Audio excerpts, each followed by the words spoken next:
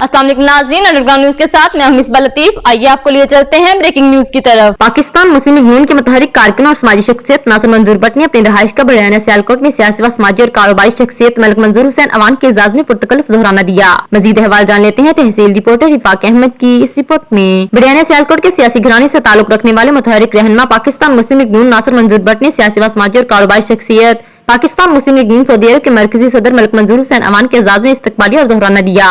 नासिर मंजूर भट्ट नहायत शफीक और मिलनसार इंसान हैं।